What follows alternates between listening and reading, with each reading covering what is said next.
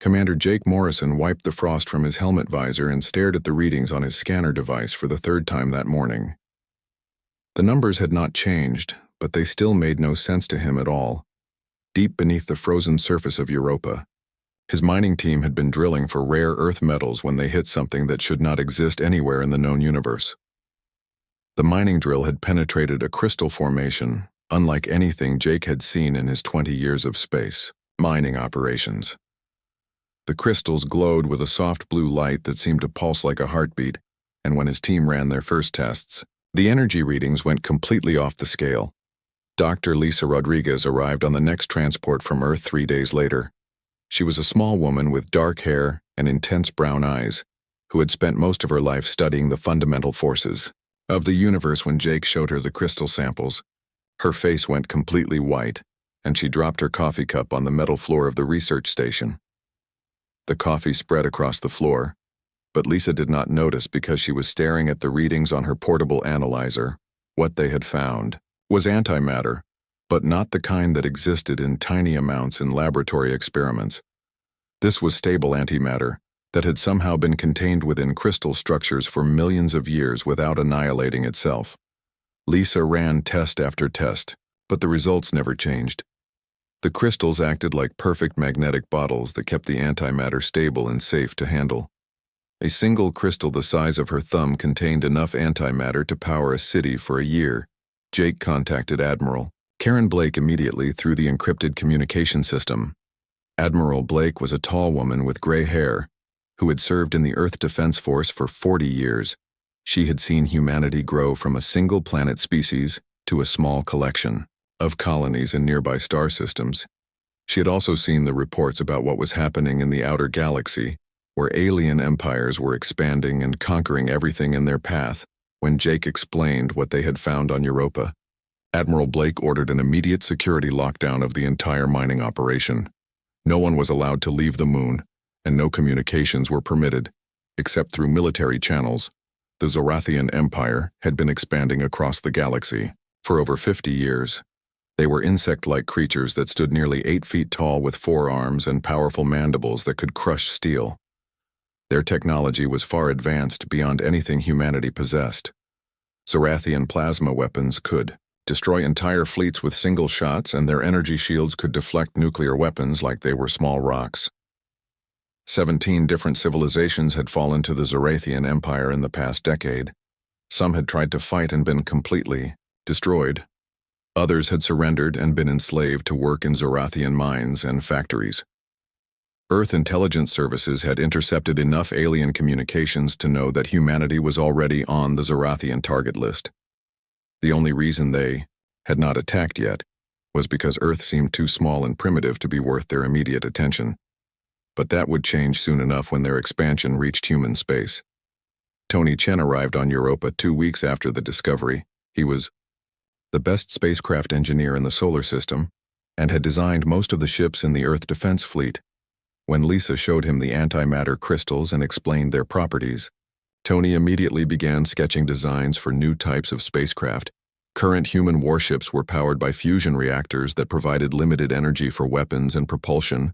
Most space battles were won by whoever could manage their power systems most efficiently. Ships had to choose between maximum acceleration or maximum weapon power, because they could not do both at the same time with antimatter power. Those limitations would disappear completely. A single antimatter crystal could provide more energy than a fusion reactor running for months. Ships could accelerate at maximum speed while firing all weapons continuously, without any worry about power drain. Tony calculated that antimatter-powered human ships would be more powerful than anything the Zorathians had ever encountered.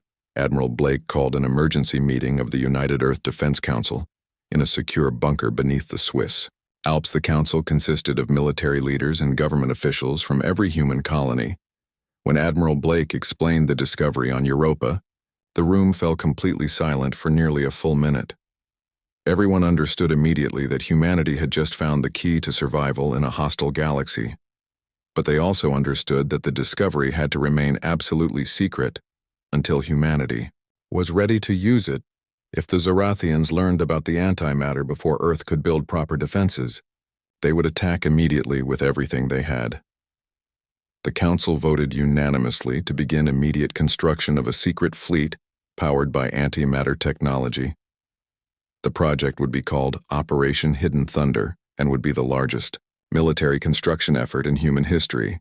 Jake Morrison was promoted to colonel and placed in charge of antimatter extraction and processing on Europa. Lisa Rodriguez became the head of antimatter research and development.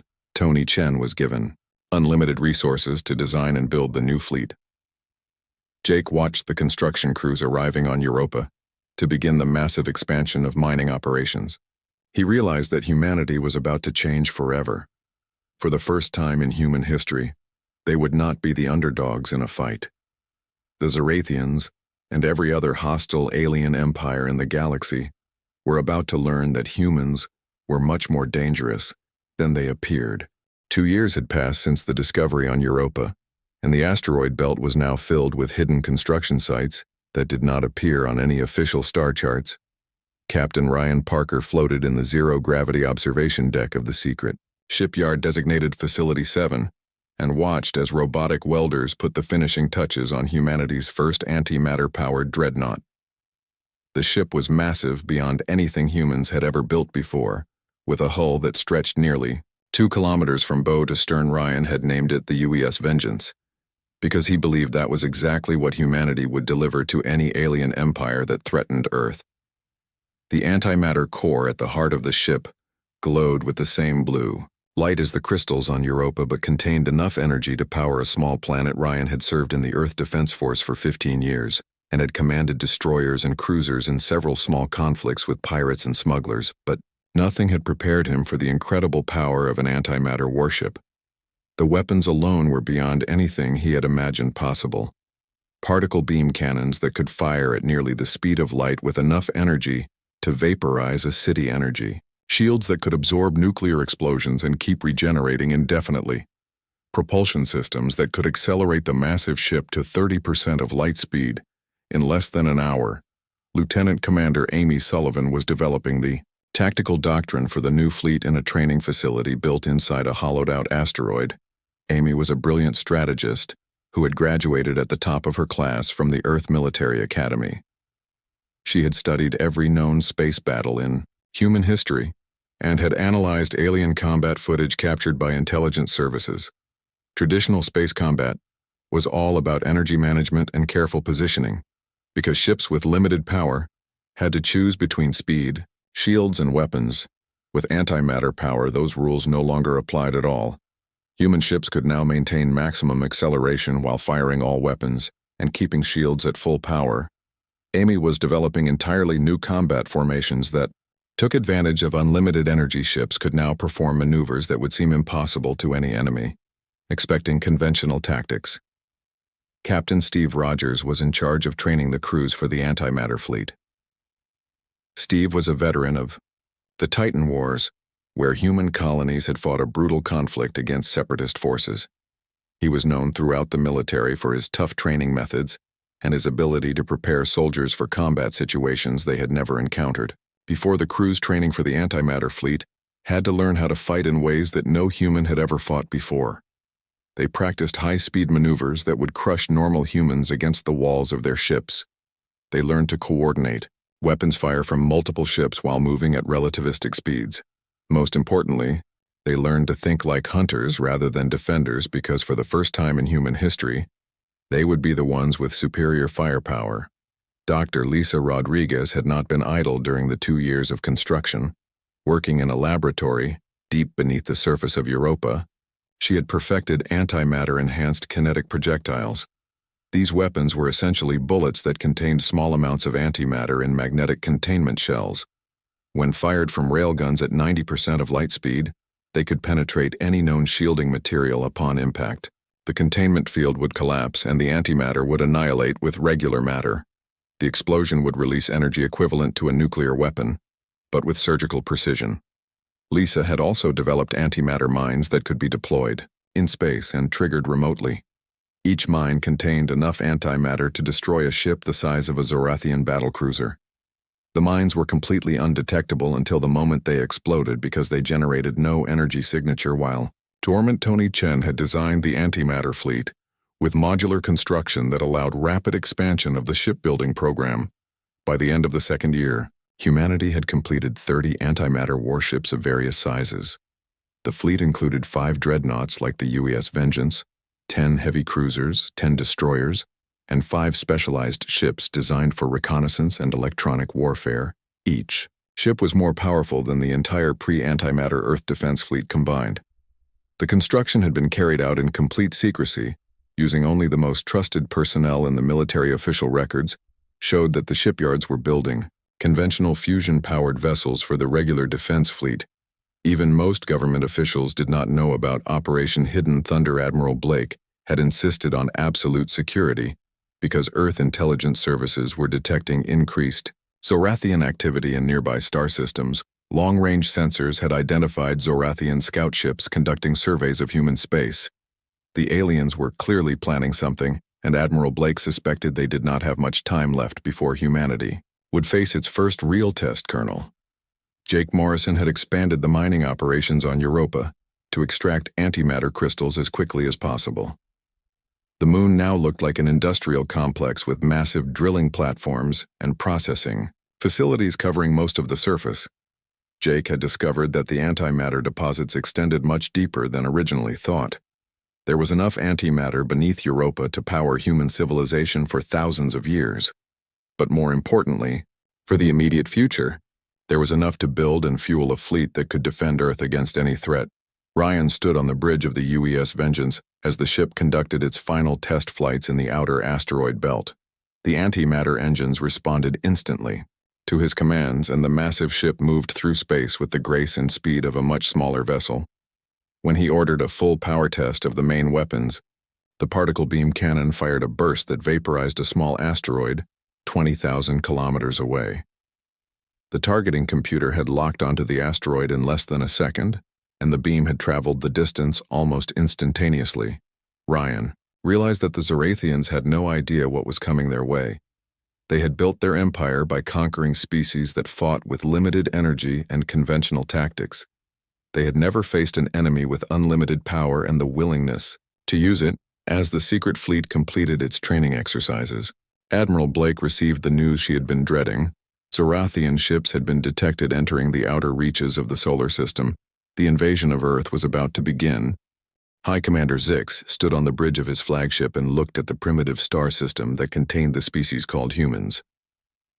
The Zorathian commander was nearly 8 feet tall, with 4 powerful arms and mandibles that could crush steel beams. His exoskeleton was black and green with natural armor plating that had stopped bullets and energy blasts in dozens of previous battles. Zix had commanded Zorathian fleets for over 30 years and had conquered 12 different star systems for the Empire.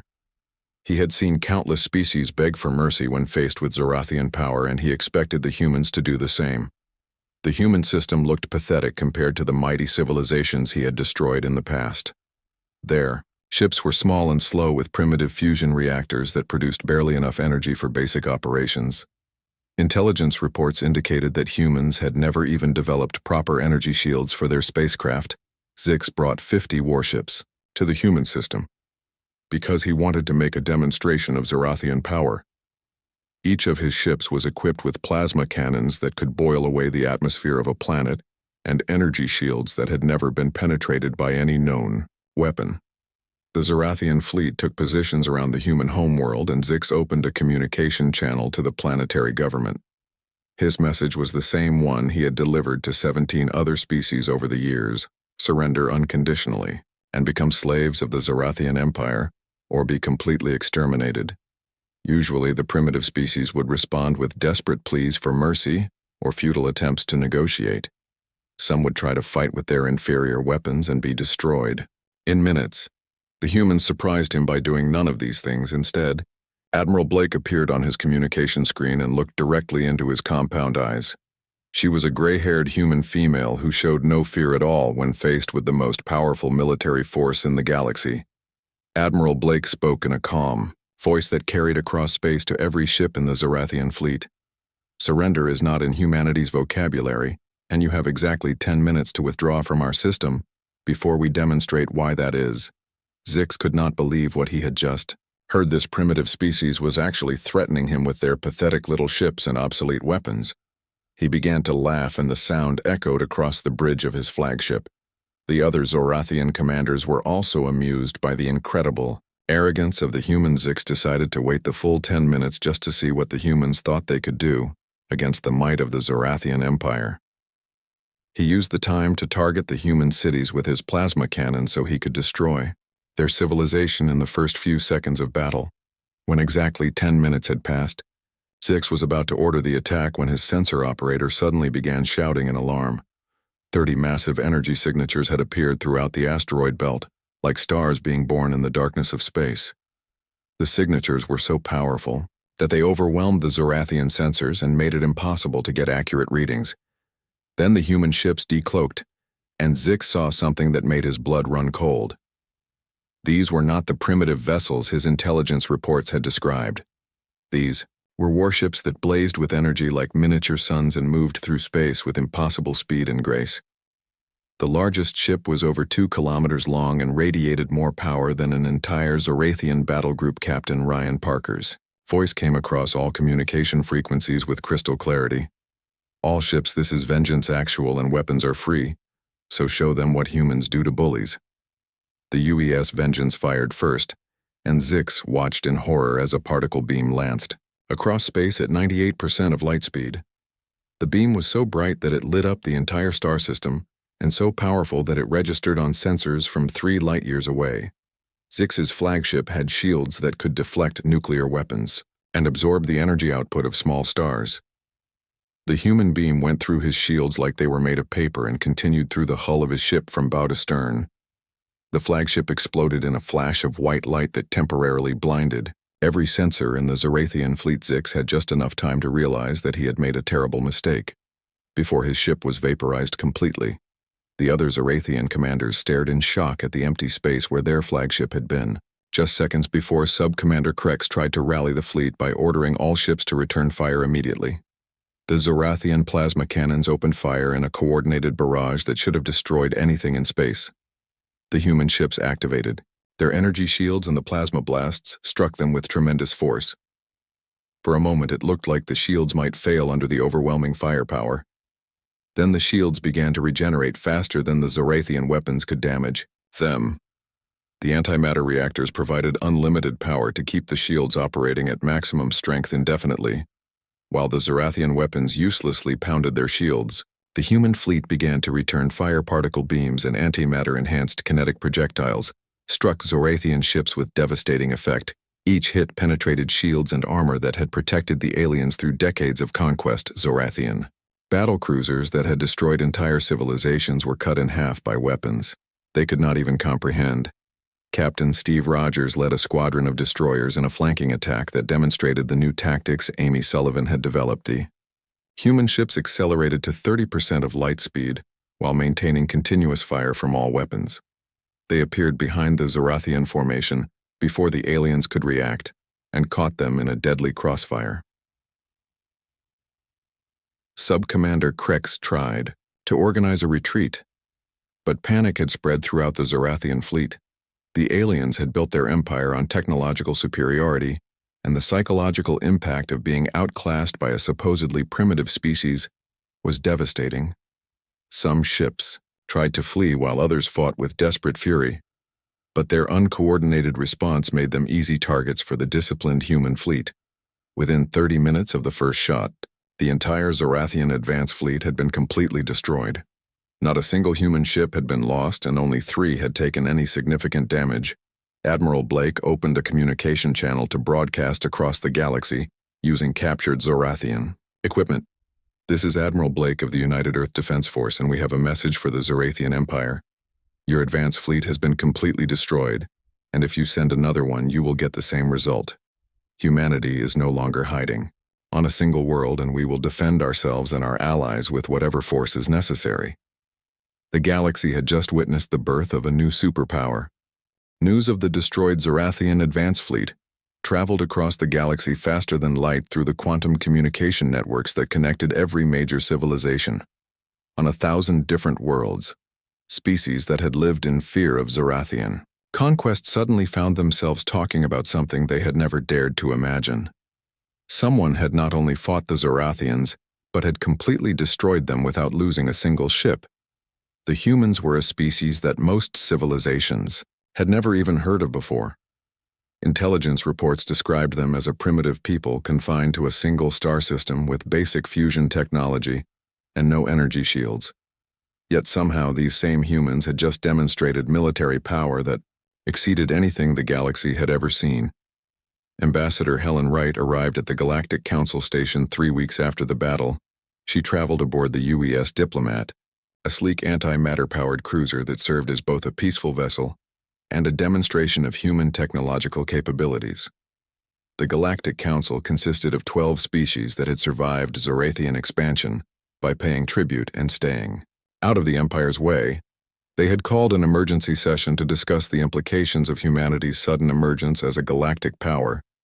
When Helen entered the council chamber, she could feel the mixture of hope and fear from the assembled delegates. Chancellor Vex of the Altarian Republic spoke first. He was a tall, blue-skinned humanoid whose people had lost 3 colonies to Zorathian attacks in the past decade.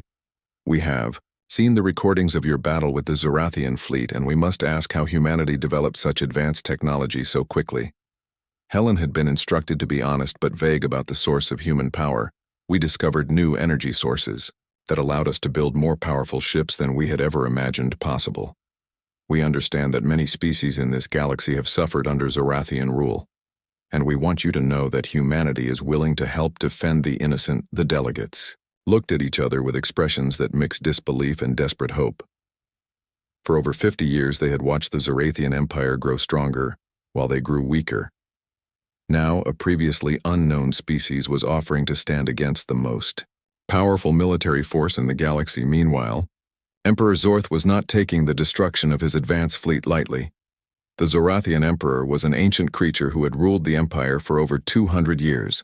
He stood nearly 10 feet tall with natural armor plating that had been strengthened by cybernetic implants. His forearms ended in claws that could tear through metal, and his mandibles had crushed the skulls of enemies from a dozen different species. Zorth had built his empire through overwhelming force, and he did not intend to let some upstart species challenge his authority. He issued orders to assemble the largest armada in galactic history. Over 1,000 warships were recalled from across the Empire and ordered to converge on the human star system.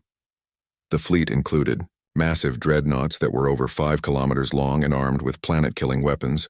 Zorth himself would command the armada from his personal flagship, a monstrous vessel that had been his mobile palace for over a century.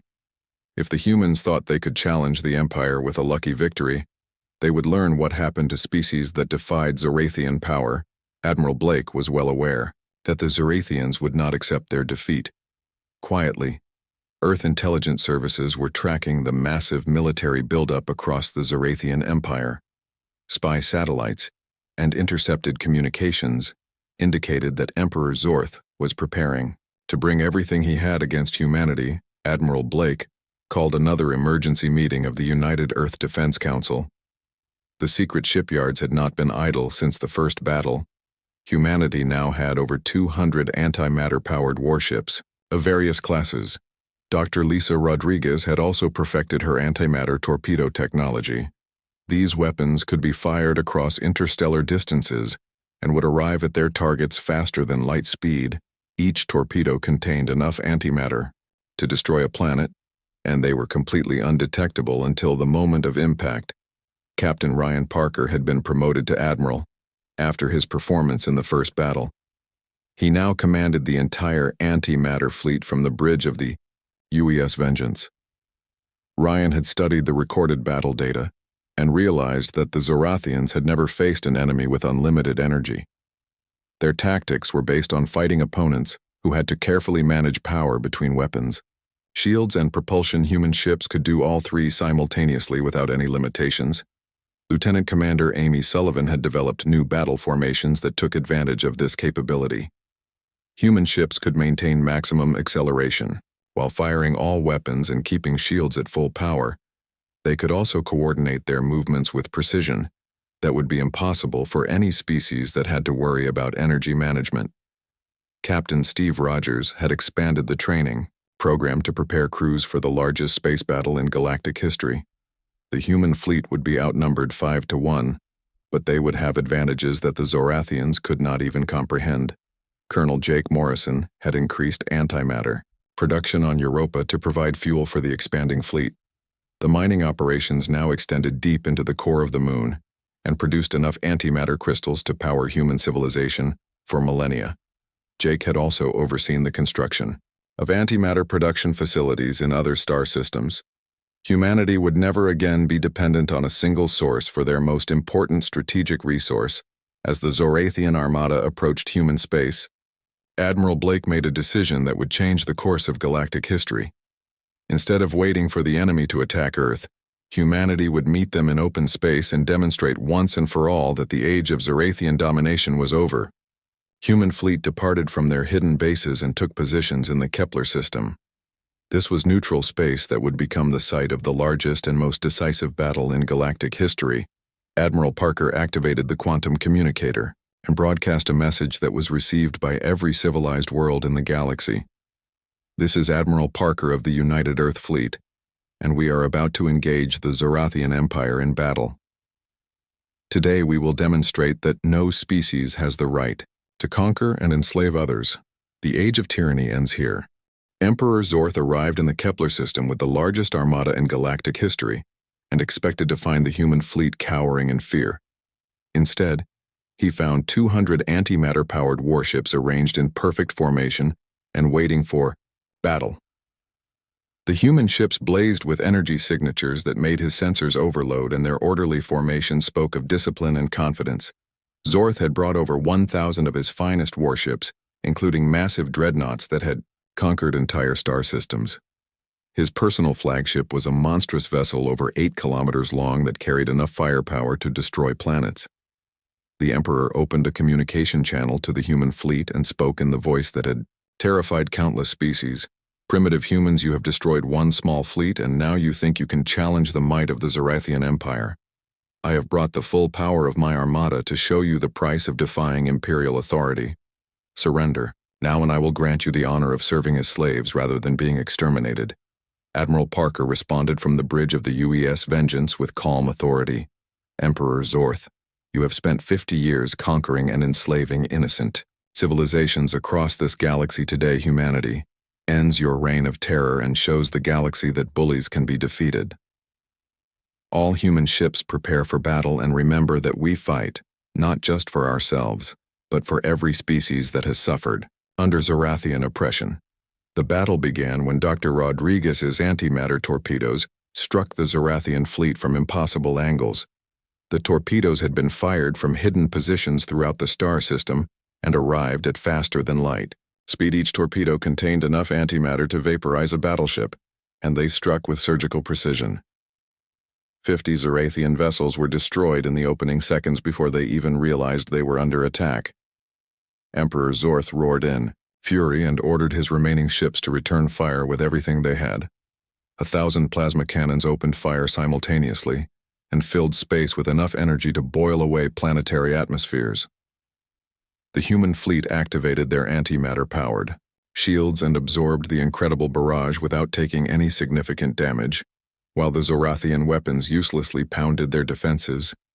The human ships began their counterattack. Captain Sarah Martinez led the destroyer squadron in a flanking maneuver that demonstrated the impossible speed of antimatter propulsion. Her ships accelerated to 40% of light speed while maintaining continuous fire from all weapons. The destroyers appeared behind the Zorathian formation before the aliens could react and began systematically destroying ships that had seemed invincible just moments before. Admiral Parker coordinated the main battle from the UES Vengeance and watched as his fleet executed the tactics that Amy Sullivan had perfected. Human ships moved in three-dimensional formations that would have been impossible for any species that had to manage limited energy. They could accelerate, maneuver, fight, and defend simultaneously without any compromise in performance. Captain Steve Rogers commanded a squadron of cruisers that demonstrated the devastating power of antimatter-enhanced kinetic projectiles. The projectiles were fired, at 95% of light speed and struck Zorathian shields with the force of nuclear weapons upon impact. The antimatter containment fields collapsed and released energy that tore through enemy armor like paper ships that had survived centuries of warfare, were reduced to expanding clouds of superheated plasma. Emperor Zorth tried to rally his forces by leading them in a desperate charge against the human flagship. His personal dreadnought and 50 escort vessels accelerated toward the UES Vengeance, with weapons blazing. Admiral Parker waited until the Zorathian ships were committed to their attack run before revealing humanity's ultimate weapon. The UES Vengeance fired its main antimatter cannon at full power for the first time in combat. The beam was so bright that it could be seen from neighboring star systems, and so powerful that it warped space itself. Emperor Zorth's flagship and everything within 1,000 kilometers simply ceased to exist. The antimatter beam continued through space and struck a small moon on the edge of the system. The moon was completely vaporized, and its destruction created a new star that would burn for 1,000,000 years, with their emperor dead and their most powerful ships destroyed. The remaining Zorathian forces began to surrender or flee. Some tried to escape, but human ships were faster and caught them before they could reach the edge of the system. Within 2 hours, the entire Zorathian armada had been completely destroyed or captured. The human fleet had not lost a single ship, and only a dozen had taken minor damage. Admiral Parker activated the quantum communicator and broadcast a message that reached every civilized world in the galaxy. This is Admiral Parker of the United Earth Fleet, and the Zorathian Empire has been defeated. Emperor Zorth is dead, and his armada has been destroyed. All species that were enslaved by the Zorathians are now free to determine their own destiny. Humanity offers friendship and protection to all peaceful civilizations. Any species that chooses conquest and oppression will find that we have redefined the meaning of overwhelming force. The choice is yours. Across the galaxy, the news spread faster than light through quantum communication networks. On worlds that had been enslaved for decades, populations rose up against their Zorathian overseers. Species that had paid tribute for generations declared their independency. Zorathian Empire collapsed in a matter of weeks as its member worlds either rebelled or simply stopped responding to imperial commands. The Galactic Council called an emergency session and voted unanimously to invite humanity to join as the newest member civilization. Ambassador Helen Wright accepted the invitation on behalf of Earth and announced that humanity would work to establish peace and justice throughout the galaxy. Other aggressive empires that had been expanding through conquest suddenly found themselves reconsidering their strategies. The Krellian hegemony and the Vorthon Collective both sent diplomatic envoys to Earth seeking peaceful relations. It seemed that no one wanted to test themselves against the species that had destroyed the most powerful empire in galactic history. Dr. Lisa Rodriguez was awarded the Nobel Prize for her antimatter research and became the most famous scientist in human history. Colonel Jake Morrison was promoted to general and placed in charge of antimatter production for the expanding human fleet. Tony Chen founded the Interstellar Shipbuilding Corporation and began designing vessels for peaceful exploration, and Trade Admiral Parker was promoted to Fleet Admiral and became the supreme commander of all human military forces. Captain Steve Rogers established the Galactic Defense Academy to train officers from all allied species in advanced combat tactics. Lieutenant Commander Amy Sullivan became the youngest admiral in human history and developed the strategic doctrine that would keep peace in the galaxy for generations. As Admiral Parker stood on the observation deck of the UES Vengeance and looked out at the stars, he reflected on how much had changed since that day when Jake Morrison first discovered the antimatter crystals on Europa. Humanity had gone from hiding on a single world to becoming the dominant power in the galaxy, but more importantly, they had used that power to liberate the oppressed rather than conquer the weak. The galaxy was finally free from the threat of tyrannical empires, and species could develop and explore without fear of conquest. Parker activated the communicator one final time and sent a message to Earth: mission accomplished and the galaxy is safe. Humanity has proven that sometimes the greatest strength comes not from the desire to conquer, but from the determination to protect. We are no longer the species that hides. In the darkness, we are the light that drives the darkness away.